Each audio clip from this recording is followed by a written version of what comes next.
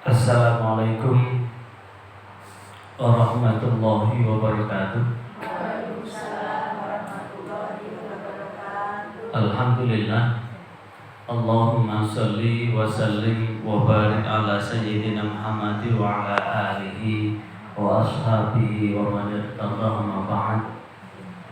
Ibu-ibu, wali santri, wali murid dari jamaah masjid apa nih? Musola apa? Musola Baitul Mukhlisin. Bait itu rumah mukhlisin, orang-orang yang ikhlas. Orang-orang yang ikhlas itu adalah orang-orang yang tidak akan mampu digelincirkan setan. Karena rumus setan tidak akan mampu menggelincirkan kita itu adalah orang-orang yang ikhlas. Maka selaras dengan nama Musola Baitul Mukhlisin ini, mudah-mudahan kita ini termasuk orang-orang yang ikhlas. Kita kemarin sudah membahas tentang taharah. Kita juga sudah membahas tentang haid, seputar haid. Karena tajuk kita adalah fiqhun nisa dan parenting. Parenting itu adalah mempersiapkan diri sebagai orang tua yang baik. Maka khusus sore ini di bulan Dzulqa'dah ini, karena Syawal sudah berlalu dan sejak sebelum Ramadan sampai detik ini kita baru ketemu ini, maka hari ini kita tetap beristihlal, berhalal bihalal. Barangkali ngaji kita sebelum-sebelumnya ada kata-kata yang kurang berkenan, saya juga mohon maaf ya. Kita saling menghalalkan. Ini termasuk ngaji yang keberapa ini? Ngaji yang ketiga. Ngaji yang ketiga. Ngaji yang pertama kemarin kita tentang toharoh, tentang bagaimana membersihkan najis. Najis di pertemuan pertama kita membahas najis apa saja? Najis mukhaffafah, najis mutawassithah, najis mughalladhah. Najis mukhaffafah itu hanya satu toh. Bayi laki-laki yang usianya belum 2 tahun atau di bawah 2 tahun, yang belum makan apa-apa kecuali ASI. Beda cerita kalau bayi laki-laki itu sudah dititipkan susuannya ke sapi.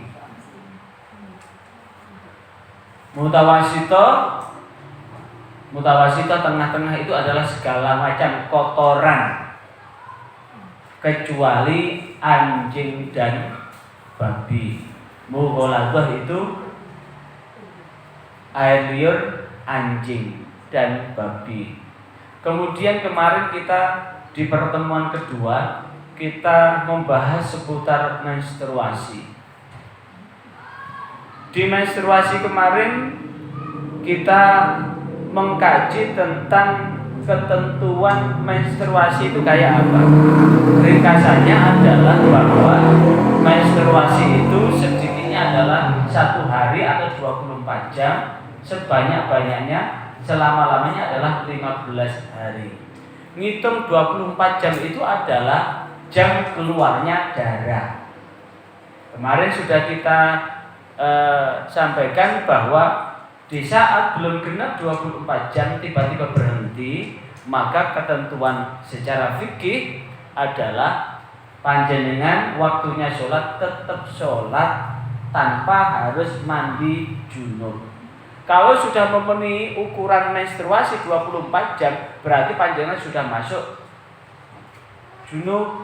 Sehingga ketika panjenengan sudah genap 24 jam kemudian berhenti, tidak ada darah yang keluar, bersih, jenengan wajib mandi jinabah.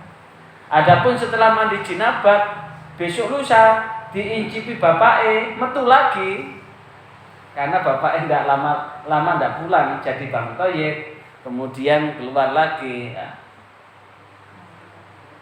Itu ukuran yang lain. Nanti akan kita bahas pada pertemuan yang akan datang kita akan mendeteksi tentang darah istihadah itu seperti apa. Darah nifas itu berapa lama? Itu. Nah, khusus kali ini kita akan membahas tentang pentingnya mempersiapkan keluarga yang berkah. Keluarga yang berkah itu dari kata barokah.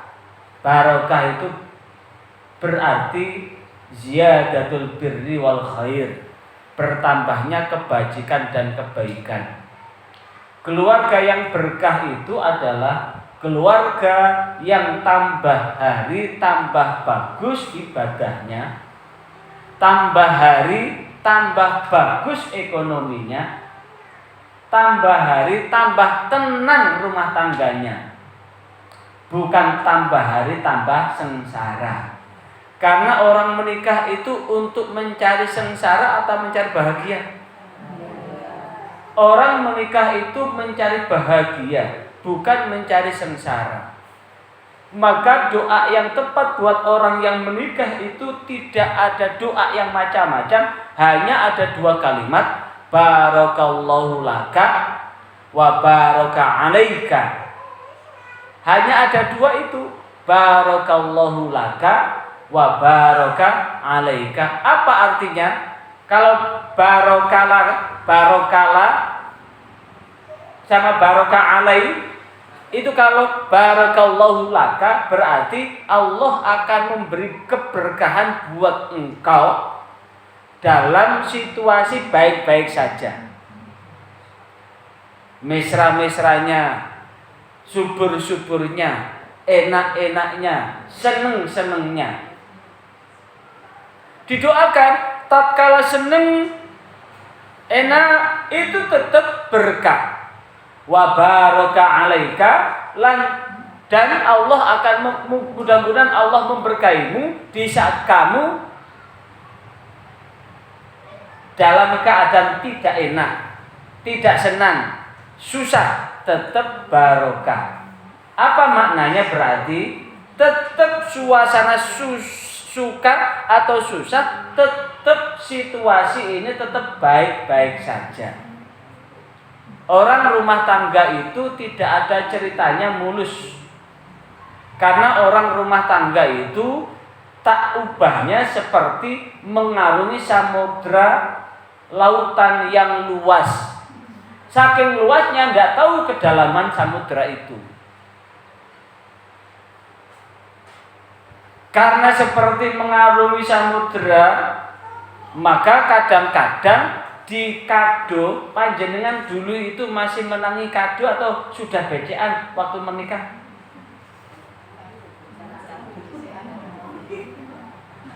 Kalau di tempat kelahiran saya, orang mau menikah itu yang entek-entekan. Habis 100 juta ya enggak balik. Kalau di lingkungan Sidoarjo sini ya mau mantu begitu wani utang dhisik, karena apa? Ada buuan. Walaupun tidak kembali 100% ya 30% lah paling tidak ada yang di daerah kelahiran saya yang tentean paling dapat ya kado gitu. Ucapan apa? Selamat mengarungi sama bahtera. Selamat mengarungi bahtera. Kenapa kalimat adalah bahtera? Bahtera itu adalah perahu. Nama lain bahtera itu adalah perahu, kapal. Selamat mengarungi dengan kapal rumah tangga. Kenapa? Selamat mengarungi dengan kapal rumah tangga. Karena rumah tangga itu tak ubahnya seperti kapal yang mengarungi samudra. Samudra apa? Samudra kehidupan. Tidak selamanya rumah tangga yang kita jalani ini seperti perahu layar yang tanpa ada gelombang, yang hanya ditiup oleh angin sepoi-sepoi basah setengah keluncum. Tapi ada kalanya ombak, hujan, badai, kilat, guntur, petir yang siap mengombang-ambingkan bahtera rumah tangga. Nah, inilah yang kemudian pesan Luqmanul Hakim kepada anak-anaknya, ya bunayya wa'lamu annamal hayatud dunya, wahai anakku, ketahuilah bahwa kehidupan di dunia ini kal bahril amiq, seperti samudra yang dalam. Qad gharqa fihin nasu katsir, telah banyak orang-orang yang tenggelam di dalamnya. Kalimat yang pertama yang dipesankan oleh Luqman Hakim adalah, jadikanlah iman ini sebagai kapalnya. Kalau iman ini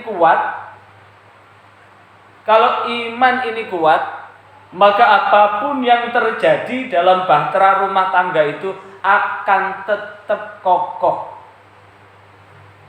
Wujud iman itu apa artinya? Meneguhkan bahwa menikah itu adalah ibadah. Menikah itu ibadah. An-nikahu sunnati faman raghiba an sunnati falaysa minni. Nikah itu adalah sunnahku. Siapa yang tidak suka akan nikah, maka tidak termasuk umatku. Jadi kalau ada orang ingin membujang, tidak mau menikah, itu tidak masuk dalam kategori umat Rasulullah SAW. Tapi sekali lagi, nikah itu adalah untuk bahagia, bukan nikah untuk cari sengsara. Kalau tidak ada iman, bisa dibayangkan loh ya, panjenengan waktu masih gadis, begitu masuk kamar, bleng begitu, kunci mboten kamarnya, dikunci, metu-metu, dibuka lewes, metu. Namanya hidup sendiri itu mau ngapa-ngapain enak, tidur bisa nyenyak, nggak ana sing ule-ule. Lain jenengan begitu punya suami, lagi nyer tak seliutan, moro-moro dibuka. Kadang-kadang nggak usah buka, moro-moro metengkrik gitu. Moro-moro apa? Metangkring.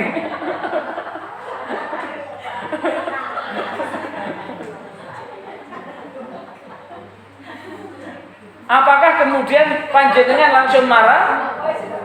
Oh, kowe iki langsung dikipat no. Tentu tidak. Melandaskan dengan iman bahwa itu adalah bagian dari ibadah. Kalau melandaskan itu sebagian daripada ibadah, maka tentu orang rumah tangga kalau menjadikan iman, maka tentu yang laki-laki akan berusaha untuk memenuhi kewajibannya sebagai suami 100%, perempuan menjalankan kewajibannya sebagai istri 100%, maka secara otomatis hak-haknya akan terpenuhi. Rumah tangga itu sering congkrah berantakan yang ada karena menuntut.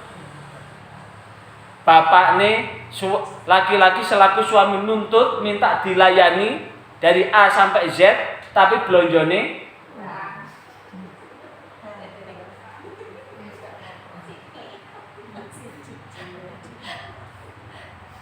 telat masakannya moring-moring dijak.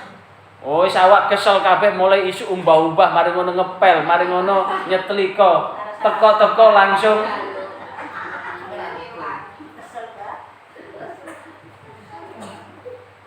tapi ini lagi ibu lagi dijak bapake nolak sampai bapake moring-moring, malaikat itu melu melaknat.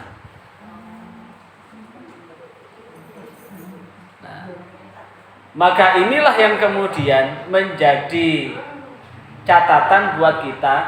Lah, iman inilah yang kemudian menjadi dasar kita menikah.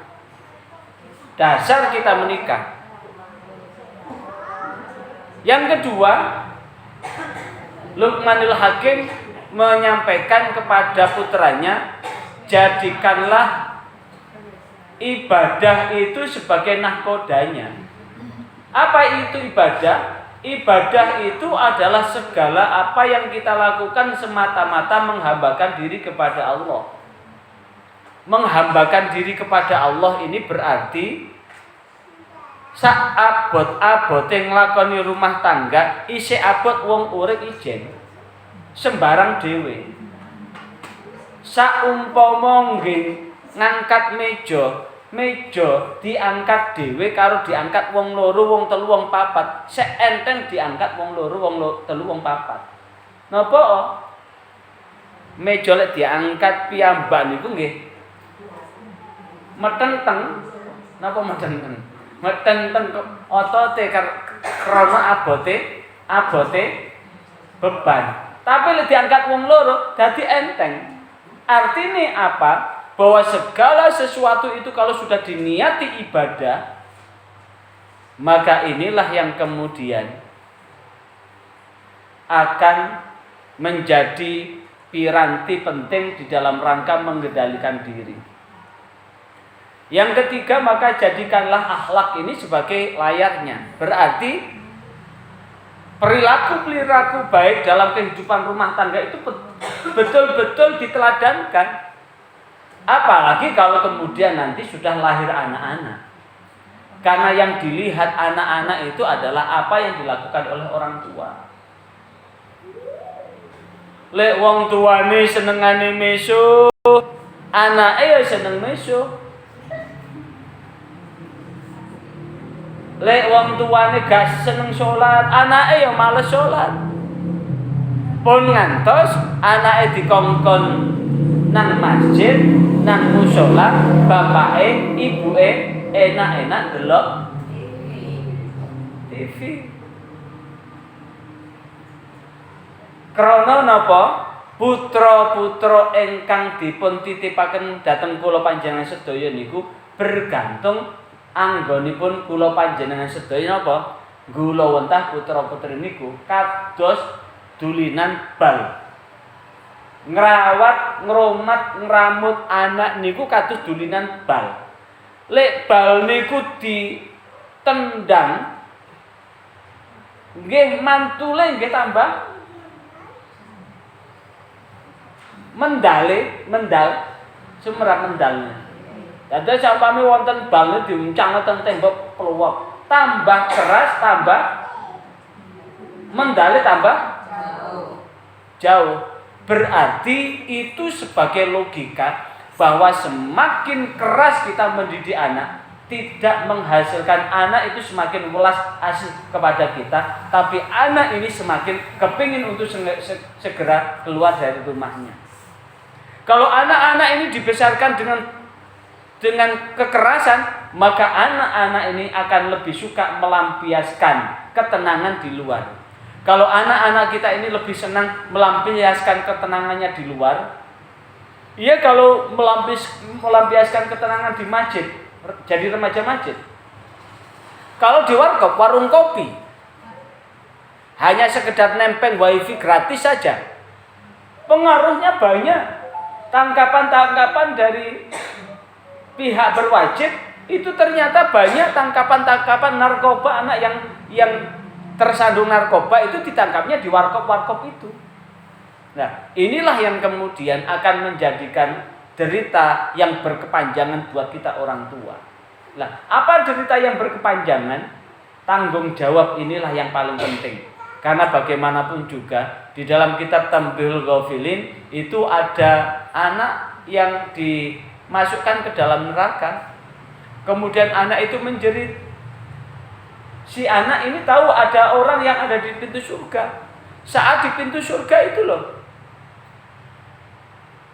si anak bilang, "Ya Allah, jangan kau biarkan orang itu meneruskan masuk surga.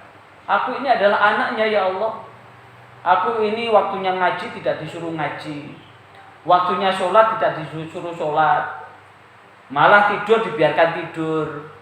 Bapak ibu nang nggone masjid, nang mushola, berangkat dewe gak nangeni, gak membangunkan." Akhirnya anak ini ternyata tidak mengenal baik dan buruk. Akhirnya kehidupannya penuh dengan kemaksiatan. Saat kehidupan anak ini penuh dengan kemaksiatan, naudzubillah, si anak ini meninggal su'ul khatimah dengan akhir yang buruk. Akhirnya sama Allah dimasukkan ke dalam neraka. dan dia mendakwakan itu kepada orang tuanya. Kenapa orang tuanya tidak membimbing menjadi orang yang ahli ibadah waktu masih hidup di dunia? Dan itu kemudian Allah memerintahkan kepada malaikat untuk mencari apakah betul cerita itu. Ternyata betul. Yang akhirnya apa? Orang yang ada di pintu surga itu akhirnya menyusul anaknya ke dalam neraka. Na'udzubillah.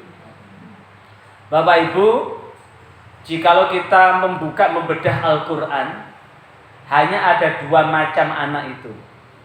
Yang pertama adalah anak di'afan, lemah. Yang kedua adalah anak thayyibah. Anak yang lemah itu ditegaskan Allah di dalam Al-Quran surah An-Nisa ayat 9. A'udzubillahi minasyaitonirrajim. Wal yakhshal ladzina law taraku min khalfihim dzurriyyatan dhi'afan khafu. Hendaklah kalian takut manakala kalian meninggalkan di belakang wal yakhshal ladzina law taraku, dan hendaklah orang-orang law taraku, andaikan mereka itu meninggalkan min khalfihim, di belakang mereka, dzurriyyatan dhi'afan, anak-anak yang lemah. Anak-anak yang lemah itu apa? Yang paling kita prihatinkan itu bukan lemah fisiknya loh ya. Yang kita prihatinkan adalah lemah iman dan takwanya. Pondasi keimanannya lemah, pondasi ketakwaannya juga lemah, sehingga ibadahnya pun lemah.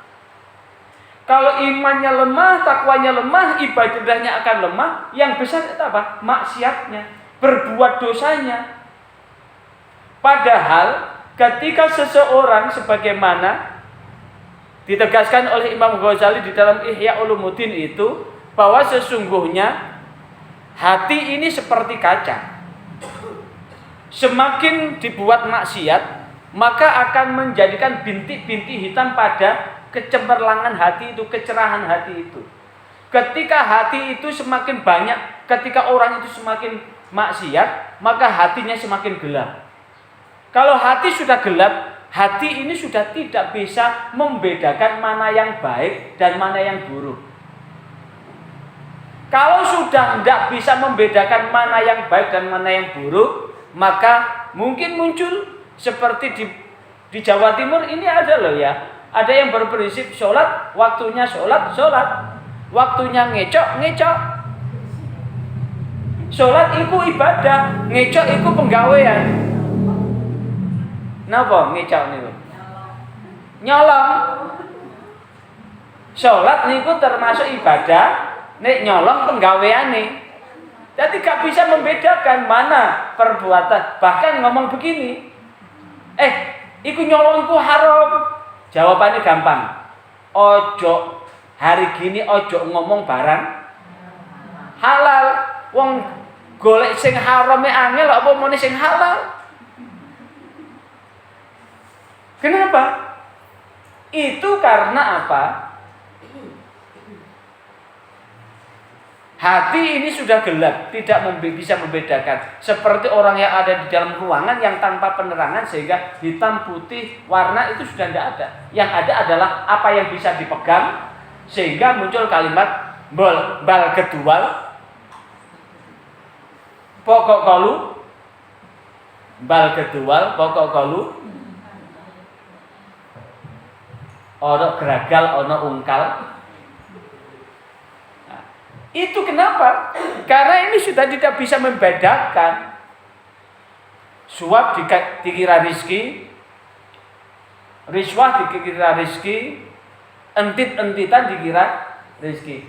Padahal itu kalau diterus-teruskan akan menjadikan apa? Akan menjadikan hidup ini seperti semakin gelap gulita. Itulah yang kemudian yang ditakutkan, yang perlu ditakutkan. Anak yang lemah. Lah, supaya anak-anak ini tidak lemah, prasana fal yattaqullah. Maka hendaklah kalian bertakwa kepada Allah. Apa itu bertakwa kepada Allah? Berarti diri ini dipatrikan bertakwa kepada Allah.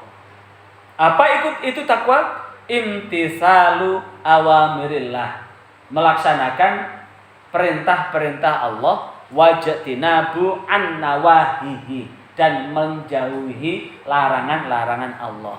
Nah, inilah yang kemudian anak yang lemah itu apa saja. Ternyata Al-Quran mengingatkan pada kita, paling tidak ada 3 macam anak yang lemah itu. Yang pertama adalah anak zinatun, hiasan. Yang kedua, anak itu fitnah, ujian. Yang ketiga adalah anak yang aduun, musuh. Apa itu anak yang zina? Zina itu pepais, hiasan.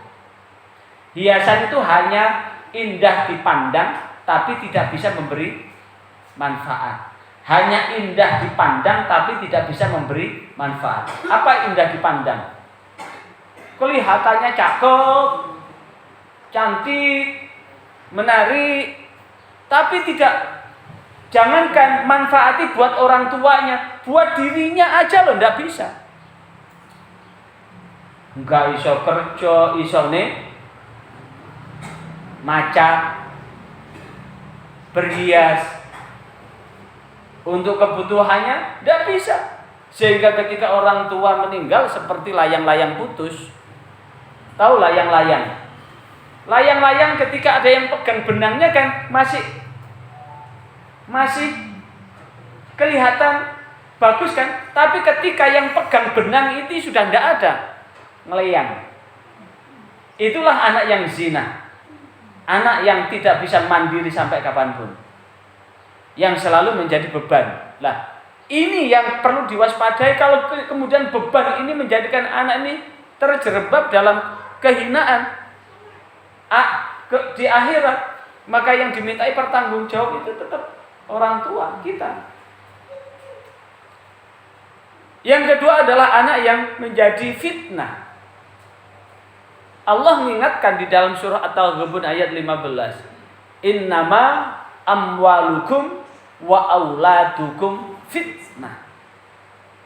Sesungguhnya harta-harta kamu, anak-anak kamu itu akan menjadi fitnah. Apa itu fitnah? Ujian.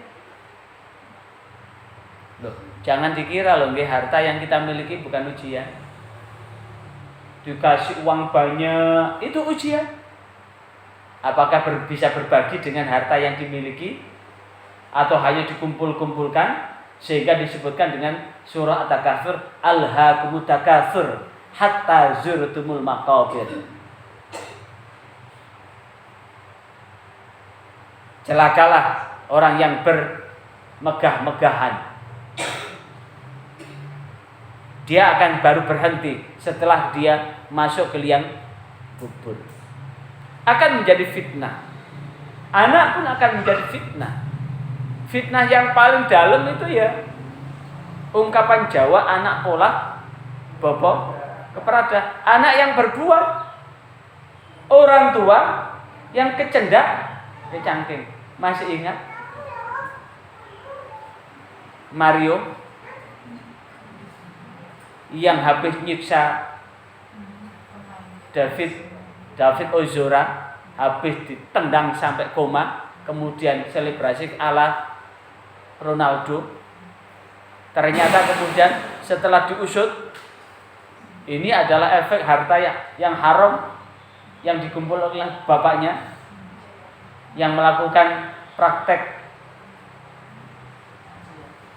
tindak pidana pencucian uang melalui pekerjaannya yang digelutinya. Itu contoh fitnah, belum lagi fitnah-fitnah yang lain. Yang ketiga ini yang paling naudzubillah, aduun, musuh. Panjenengan masih pernah mendengar anak membunuh orang tuanya? Anak jual sertifikat tanah orang tuanya, sertifikat rumahnya sehingga orang tuanya merana? Anak orang tua diterlantarkan, dimasukkan ke panti jompo karena merasa bahwa dia tidak mau menjadi beban orang tuanya?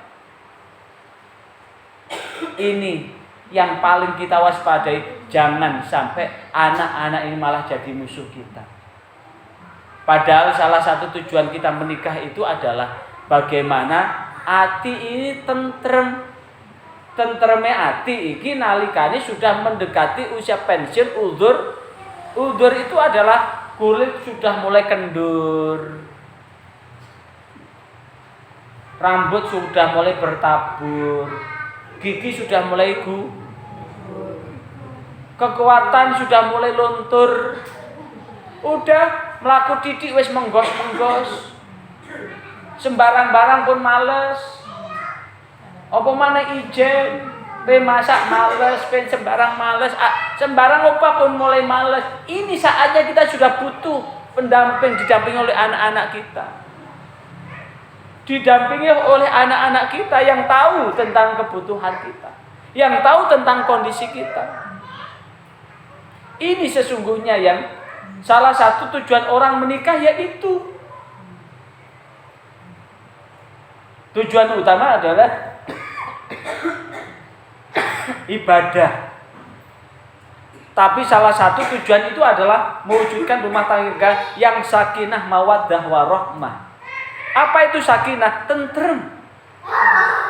Mawaddah itu apa? Penuh dengan cinta. Warahmah itu adalah ada kasih sayang di dalamnya.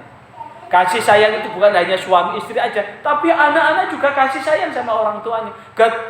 Terutama ketika kita sudah usia di atas berapa tahun kira-kira, posisi sudah mulai nggak bisa, ya paling tidak lah di atas 80 lah.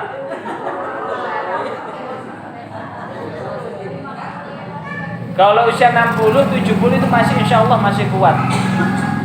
Di atas 80 lah, itu sudah mulai kelodean itu. Ini haji, ini yang paling tua 116 tahun. Jadi kalau panjenengan yang jamaah haji yang rodok dimajukan, yang ada daftar 2018 udah bisa berangkat, itu usianya yang paling muda 86 tahun, paling tua 116 tahun. Kalau sudah usia begitu loh, gimana? Ini sebetulnya anak cucu ini yang diharapkan bisa menghibur kita. Lah untuk mewujudkan anak yang begitu, ya sejak awal kita kasih sayang, kita sayangi dia, kita doakan dia. Kita sayangi karena apa? Sebetulnya tidak ada anak nakal loh ya. Si nakal bapak ibu loh ya. Karena contohnya seperti itu. Kalau anak dikasih contoh yang bagus, ya jadinya bagus. Anak kita, andaikan dirawat orang Inggris, kira-kira bisa bahasa Inggris enggak? Anak kita sejak lahir, bayi merah, dibawa orang Arab, bisa bahasa Arab enggak? Kalau anak kita sejak kecil dibawa orang keraton sehingga bahasanya lemah lembut, bisa bahasa Arab itu enggak? Sampai orang gila loh bisa bahasa Arab. Kalau dia sejak kecil tinggal di, orang gila loh bisa bahasa Inggris. Kalau dia sejak kecil tinggal di, apa artinya? Bahwa akhlak itu akan terwujud berdasarkan apa yang dibiasakan oleh orang tuanya. Tata krama itu yang paling penting, itu adalah tata krama yang diajarkan di rumah, bukan tata krama yang diajarkan di sekolah loh ya. Anak kita masuk sekolah jam berapa? Jam berapa tuh? 6:30. Masuknya jam berapa? Jam 7 pulangnya jam berapa? Jam 1, jam 2. Oke lah, itu yang agak lumayan. Tapi rata-rata anak SD itu jam 12 sudah pulang. Kalau jam 12 masuknya jam 7 berapa jam?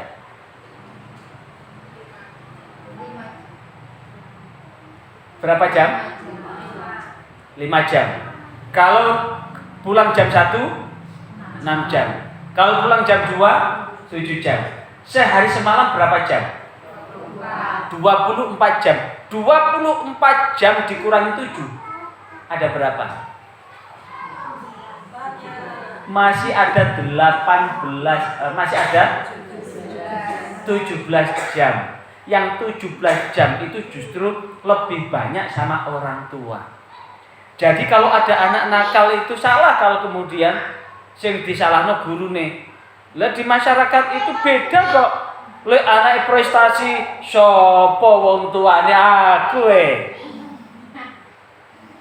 Padahal saya ngajari keterampilan itu gurunya, tapi yang dibanggakan anakku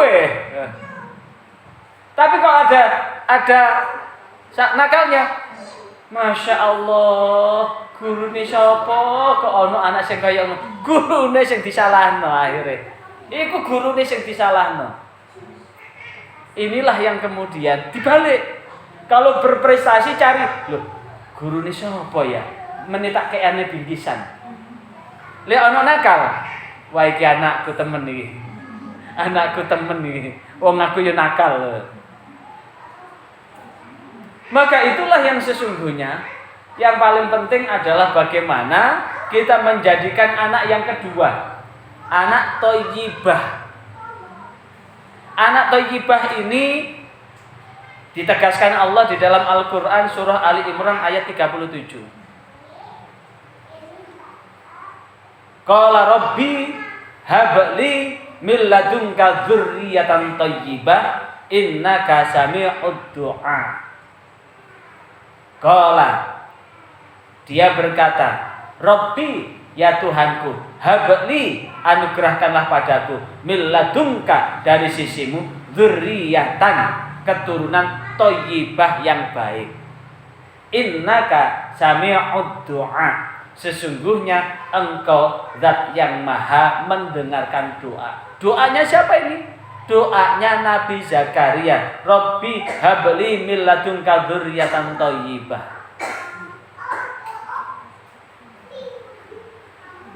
Inilah yang kemudian yang paling kita doa betul. Mudah-mudahan anak cucu kita, anak kita, cucu, cicit dan keturunan kita termasuk dzurriyyatan thayyibah. Resepnya satu, Bu. Ternyata supaya batin kita bisa nyambung dengan anak-anak, resepnya satu, Fatihaono. Paling tidak waktu tahajud itu loh, di Fatihah satu persatu. Mulai memfatihai bojone, mari ngono memfatihai anaknya yang pertama, kedua, ketiga, cucunya, cicitnya dan seterusnya. Itu ternyata bisa menyambung batin kita dengan anak-anak itu. Kalau saya sih Fatihahnya ketika pulang pergi kerja. Jadi pulang pergi kerja itu karena saya pakai rumus bahwa doa 5 doa yang tidak akan ditolak itu adalah doa musafir hatta yarji'a. Doa orang yang bepergian sampai kembali, apalagi bepergian karena bekerja. Bepergian karena bekerja itu seperti jihad fisabilillah. Itu saya manfaatkan betul. Saya fatihai satu persatu anak-anak saya. Itu ternyata beda kok, Bu. Beda. Itu enggak butuh HP lagi kalau ingin kangen anak, begitu batin aja. Di batin itu sudah kroso, Bu. Jadi kalau kita sudah menyambung batin kita dengan batin anak-anak, itu lewat di Fatihah itu dan kemudian di batin itu sudah kroso. Berkali-kali saya coba itu, Bu. Saya tiba-tiba kangen sama anak saya, sama istri saya. Ma, coba teleponin Mbak, saya lapor. Anak saya di Malang. Ini sedang menjalani pendidikan profesi dokternya setelah lulus sarjana kedokterannya. Ini sudah masuk stase 11 dari 16 stase. Doakan mudah-mudahan lancar ya. Ini sedang menghadap ujian. Al-Fatihah. Iya. Satu ketika tak bilangi teleponan Bang, Mas. Nggak seberapa lama anak saya nelpon. Titit. Mbak. Lapo Mbak nelpon. Kepengin ae telepon. Kepengin ae telepon. Yang paling kuat itu dengan mamanya. Jatuh begitu, tiba-tiba ada kerentek kepengen. Sering begitu, ada anak susah begitu, anak ada sesuatu gitu. Hati ini sudah nyambung Ibu. Satu ketika pas habis jatuh gitu sama adiknya, baru bangun dari itu, mamanya nelpon, baru 1 tahun kemudian tahu mah apa yang terjadi pada Mbak. Mbak waktu mama telepon itu, Mbak jatuh sama adik. Habis menghadiri undangan manten jatuh. Artinya apa? Memang untuk menyambung batin itu harus disambung terus-menerus lewat apa? Posisi ibadah. Makanya kalau ada anak yang ini ada salah satu ijazah Bu ya. Kalau ada anak itu susah untuk diingatkan ya, tutur-tuturannya angel. Salah satunya adalah adzani telinga kanan, iqamah telinga kiri. Ini pernah terjadi pada ya termasuk kalau diruntut itu ya termasuk keluarga istri saya. Anak ini dipondokkan sejak kecil, tapi begitu pulang pondok senengannya mendem-mendeman. Jadi tapi bagus, di rumah tetap manut itu. Lah, ini loh Bu, efek anak kalau dididik dengan keras, dengan orang tua tetap nurut Bu. Tapi cari pelampiasan itu. Pelampiasannya apa? Kewarkop, mabuk, mendem. Lewis kadung mabuk, mendem ndak berani pulang Bu. Tidur di emper begitu. Gua pui mari masih digebui sampai entek, sampai elek gitu, diam aja, ndak pernah balas. Tapi ya begitu. Akhirnya dia minta nasihat pada seorang kiai, gimana caranya ngobati ini? Sama kiai suruh ngadani telinga kanan, ngikomai telinga kiri. Alhamdulillah, waras ibu. Artinya apa? Doa ibu, doa orang tua ini memang betul. Doa ul walidain ka doa il anbiya ala ummati. Doa kedua orang tua itu seperti doa para nabi terhadap umatnya. Lah, apa artinya? Ya, mumpung masih kecil-kecil sering disebul, Bu. Disebul. Kemudian supaya anak ini nanti tidak masih kecil, masih bayi Bu ya. Masih bayi. Ini juga ijazah ini. Ini ijazah ini saya kasihkan ke jenengan. Saya kasihkan ke jenengan. Agar apa? Ketika anak kita ini sudah mengenal apa itu? Mengenal cinta. Sudah mengenal cinta, sudah mengenal pacar, tidak memberikan kehormatannya pada pacarnya sebelum dinikah. Salah satunya bacakan inna a'toina kal kausar, tiukan di itu, di alat vitalnya itu, tiukan inna a'toina kal kausar fasholli li rabbika wanhar inna syani'aka wal abtar, sambil berdoa, ya Allah jagalah ini sampai betul-betul anak ini sudah betul-betul menikah. Jangan diserahkan, karena kata goblok memang betul kok. Kalau cinta sudah melekat,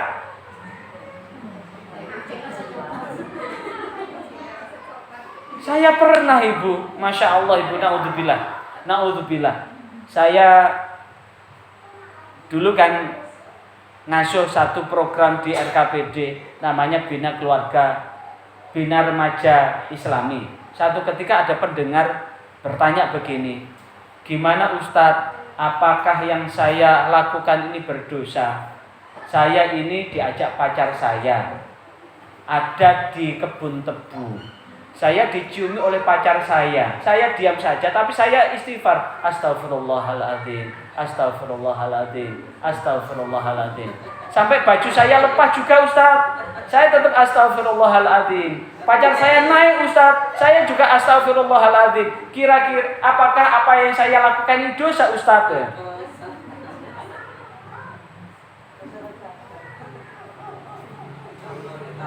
Ya apa? Dosa apa buatan? Dianggap bahwa dengan istighfar itu menghapus dosa. Wong istighfar kok saya masih melakukan? Artinya apa?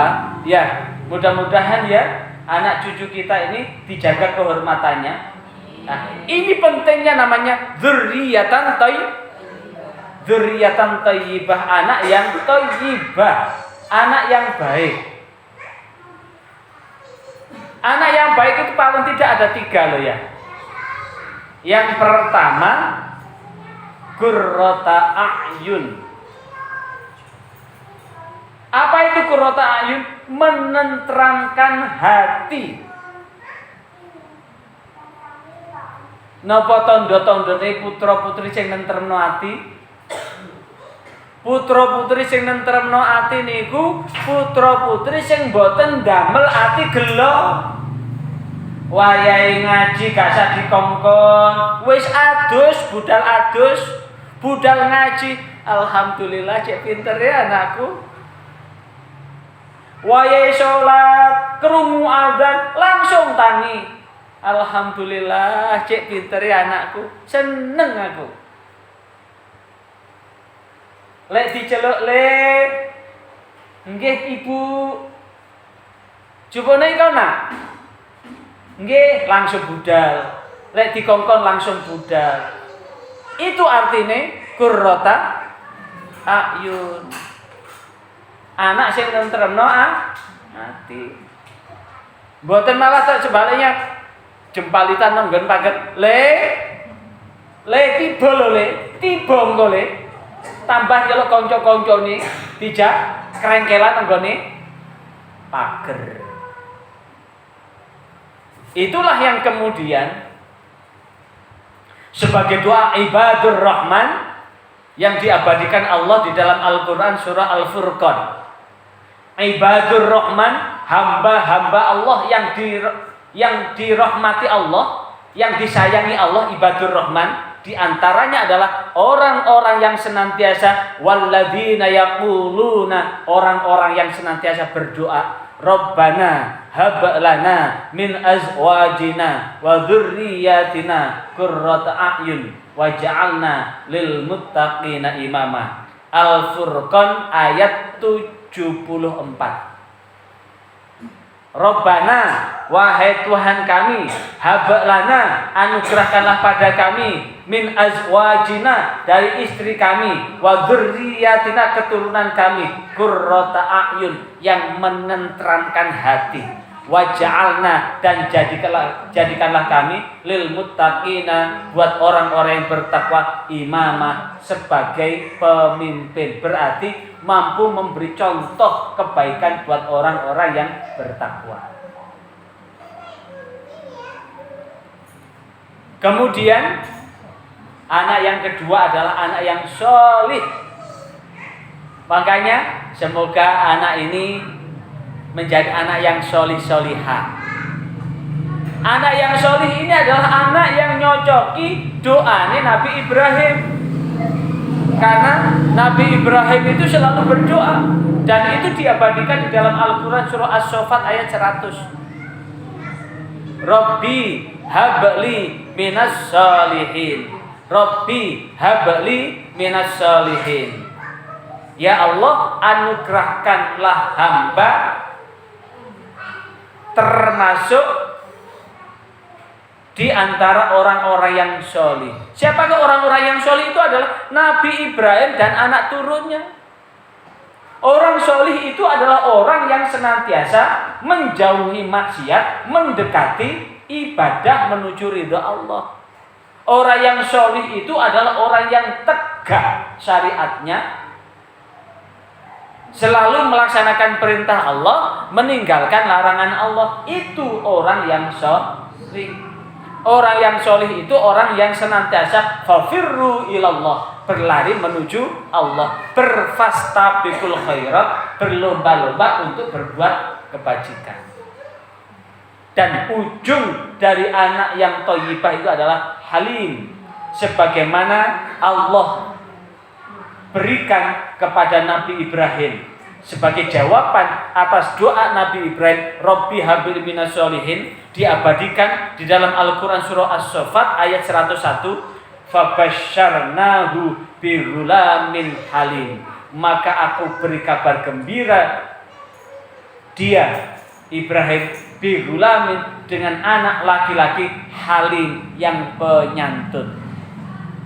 Anak yang penyantun itu ya anak yang seperti Nabi Ismail itu. Apa Nabi Ismail itu performanya? Yang pertama, sejak bayi tidak pernah ditunggoni bapaknya. Karena sejak bayi Nabi Nabi Ismail ditinggal sendirian bersama ibunya di Mekah. Waktu masih jadi lembah Bakkah, lembah yang menyerupai mangkok. Di titik mangkok itu didirikan Ka'bah. Dan jadi Ka'bah itu di antara gunung yang seperti mangkok begitu, sehingga disebut dengan lembah Bakkah. Sendirian di situ. Tapi walaupun ditinggal sendiri, tidak pernah menaruh dendam pada Nabi Ibrahim. Walaupun tidak dikasih nafkah lahir, tidak dibelanjani, Siti Hajar gak pernah berselingkuh. Tetap setia. Nabi Ismail tetap menjadi anak yang solih. Sekitar umur 13 tahun Nabi Ibrahim datang ke Mekah. Di perjalanan Nabi Ibrahim bermimpi diperintah Allah untuk menyembelih Nabi Ismail. Sampai 3 kali. Maka begitu ketemu, bayangkan loh ya, 13 tahun gak tahu ketemu. Mari ketemu kangen mboten? Kinten-kinten kangen mboten, Bu? Kangen. Di tengah kerinduan itu Nabi Ibrahim menyampaikan kepada Ismail, "Ya bunayya, inni ara fil manami anni albahuka fanzur madza tara." Hai anakku, sesungguhnya ayahanda ini bermimpi di dalam tidur ayahanda bahwa ayahanda diperintahkan untuk menyembelihmu. Bayangkan, di tengah kerinduan itu dikasih pilihan antara rindu dan menyerahkan jiwanya, raganya, nyawanya untuk disembelih. Nah, bapak mimpi dikongkon nyembelih peyan. Ya apa pendapatnya peyan? Ya apa andekan sampeyan? Jawabnya kok enak, wong bapak tipe bapak tuldak, mari nutul ditinggal geledak.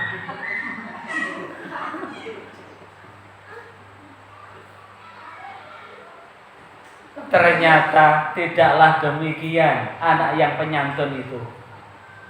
Ya abatif al matukmar satajiduni insyaallah minas sabirin. Ya abati, wahai bapak, if'al, kerjakan matukmar, apa yang diperintahkan Allah pada bapak. Satajiduni, niscaya bapak akan mendapati kepasrahan ananda, insyaallah minas sabirin, termasuk orang-orang yang sabar. Bayangkan, memasrahkan dan diajak langsung menuju Mina. Di Mina digoda oleh setan. Setan ini dilempari. Setan ini lari tunggang langgang. Lanjutkan lagi, digoda lagi, dilempari. Setannya lari tunggang langgang. Lanjutkan lagi, setannya dilempari, lari tunggang langgang, sehingga diabadikan adalah jumrah ula wusta akobah. Ula wusta akobah. Begitu selesai dilempar di akobah, setannya sudah tidak kembali, akhirnya masuk, naik, lanjut ke Jabal Kurban. Di Jabal Kurban dengan kepasrahan itu, Nabi Ibrahim mengambil bajunya Nabi Ismail untuk nutup matanya dan direbahkan di batu dengan menghadapkan ke Ka'bah. Dan Nabi Ibrahim berucap, Allahu Akbar, Allahu Akbar, Allahu Akbar, La ilaha illallah wallahu akbar. Jawaban dari Nabi Ismail.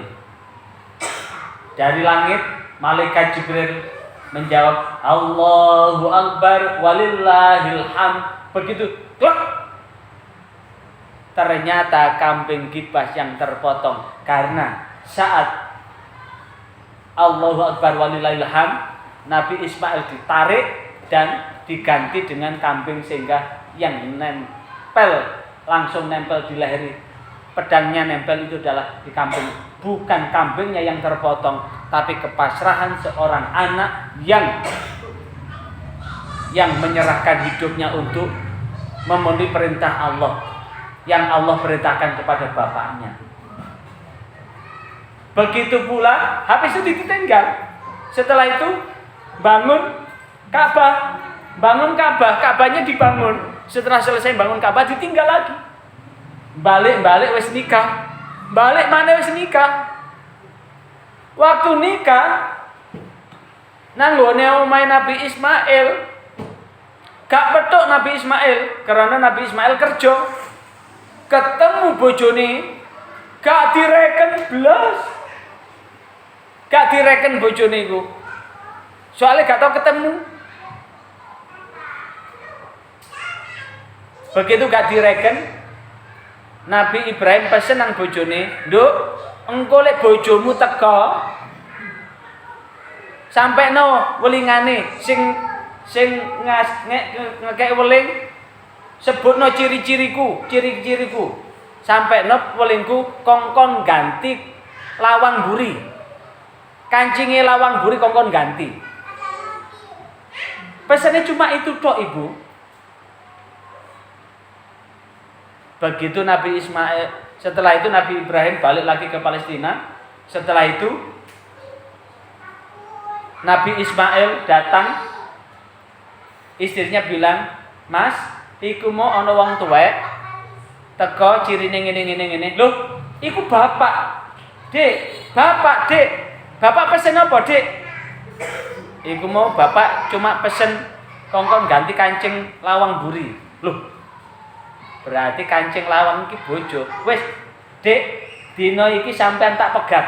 Krana aku dikongkon bapak megat sampean." "Apa?" "Krana bojo iki gak peduli nang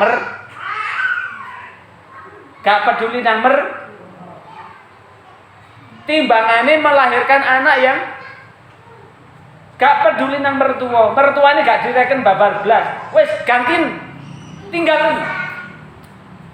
Karo Nabi Ismail dipegat. Akhirnya wis dipegat. Kemudian Nabi Ismail nikah lagi dengan istri yang kedua dari suku Jurhum. Habis itu kemudian Nabi Ibrahim datang. Waktu Nabi Ibrahim datang, iki mantu Masya Allah, Bapak ngersake unjukan apa? Bapak ngersake daharan apa, Bapak? Dicupakno kabeh sampai seneng Nabi Ibrahim. "Nduk, iki engko bojomu lek teka, omong ngono welingene, Bapak ya kongkon jaga lawang nang gone mburi, kancing lawang mburiku kongkon jaga." Lalu suwe Nabi Ismail teka. Wong ben Nabi Ibrahim datang lho, Nabi Ismail ndak ada. Begitu Nabi Ismail datang, "Mas, iku mono bapak rene, Mas." "Apa pesene bapak?" "Pesene bapak kongkon jaga, kongkon mempertahankan kancing lawang buri." "Alhamdulillah, sampean bojoku tenan, Dik." Lah inilah yang kemudian akhirnya melahirkan anak cucu sampai sampai Kanjeng Nabi Muhammad. Jadi kiai-kiai sak donya, sak Indonesia ini termasuk anak cucunya Kanjeng Nabi. Karena ada garis keturunan dengan para wali yang ada di tanah Jawa, yang ada di dunia ini, itu ternyata anak cucu dari Kanjeng Nabi Muhammad itu. Nah, artinya apa? Anak yang halim, anak yang penyantun itu yang menjadi doa kita semua. Mudah-mudahan ya, anak-anak kita semua adalah anak yang penyantun, yang halim. Dari sini barangkali ada yang ingin ditanyakan, monggo.